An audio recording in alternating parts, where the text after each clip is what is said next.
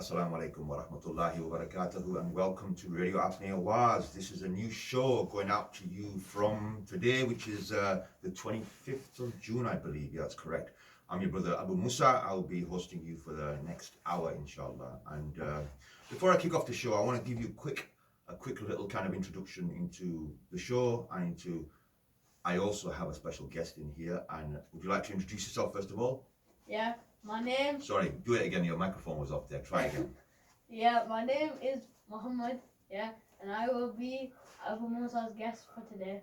Inshallah. And young Muhammad here, he's one of my children, one of my sons. He's come on to support me today for the first show, inshallah. So Muhammad, sorry, go on, Muhammad. You want to say something?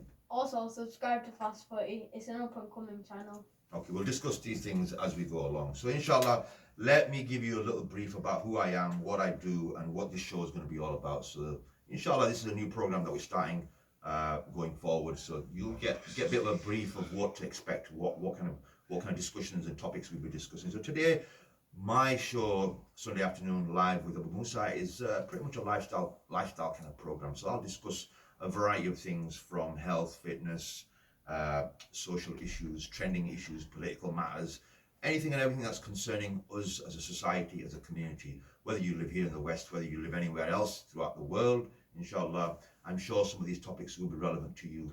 And do feel free to call in. As always, the studio number here at Radio Apnea was 01274 271 787. And I'll repeat that for you.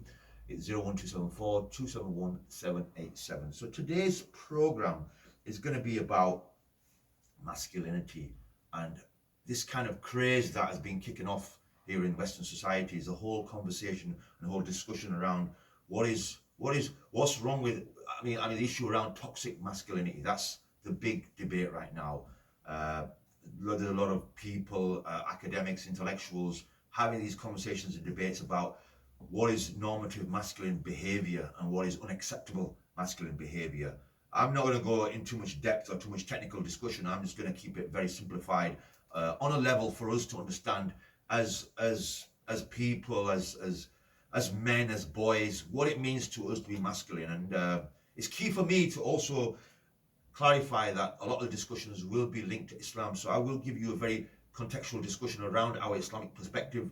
And it's important that we as Muslims understand our position on this matter and how, as Muslims, we address this and how we go forward with these issues, because it's a lot of confusion out there. It's difficult when you're trying to navigate yourself through society as a young man growing up with all the different kind of influences and I guess with social media being a massive impact on us all, what information to take, what advice to take, how to work through this jungle.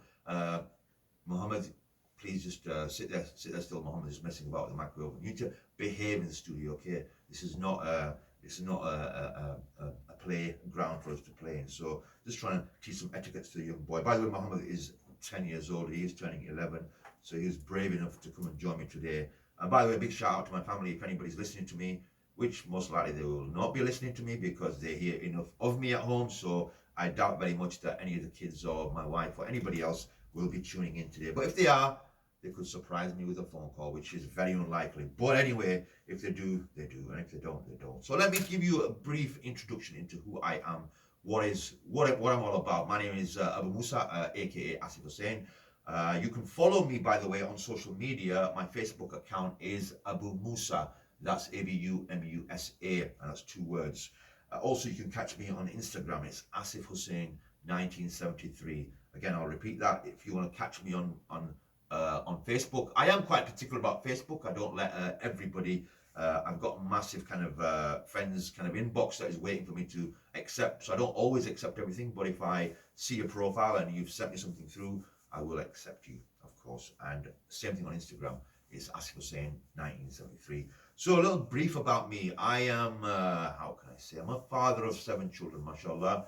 I'm hitting the big 50 now, so I'm getting to 50 years old of age. So I've got some experience behind me and some knowledge that I've acquired over the decades. I have a background in health and fitness. I have been an active bodybuilder for the last 35-40 years. I have been a competitive bodybuilder from a very young age, at the age of 18, winning the regional Yorkshire championships At the age of 21, 22, I went on to compete in the North British Championships, which qualified me for the British Championships. And this was around about the age of 21, 22, which things from there really spiraled and changed for me. I started to practice my deen, became conscious of my religious practices as a Muslim, and realized that the pursuit of bodybuilding wasn't something that was halal for me as a man. Exposing the aura of the man was something forbidden, so I wasn't allowed to continue with it, which I was quite happy with and complacent with, because I felt that it was time for me to move on and move forward.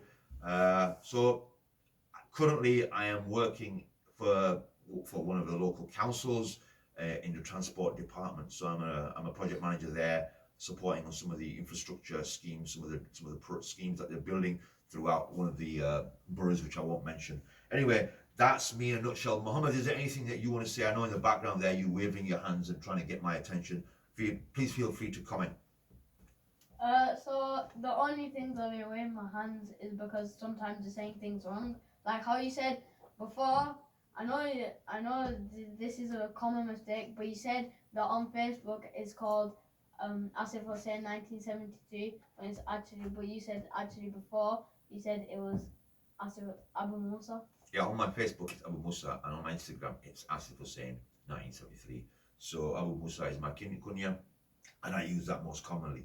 So today, as I said, our conversation will be around masculinity and what is it like? How is it like? How do we survive in modern times as a Muslim man, given all of the kind of information that's been thrown at us and all of the barrage of, I guess, all the information and stuff that's been thrown at our faces?